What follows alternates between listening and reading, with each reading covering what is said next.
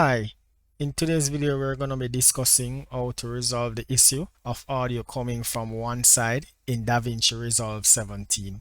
Thank you for watching. I'm Jafari. Let's jump straight to it.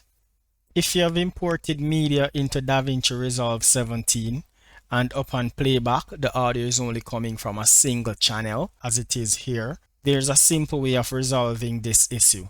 First, go to your audio clip, right click Clip Attributes, then go to Audio, change audio format from mono to stereo, and under source channel, change your muted source channel to embedded channel. Click OK, and this should fix your issue. If this video has helped you to resolve your audio issue in DaVinci Resolve 17, please like this video and subscribe to our channel. Bye.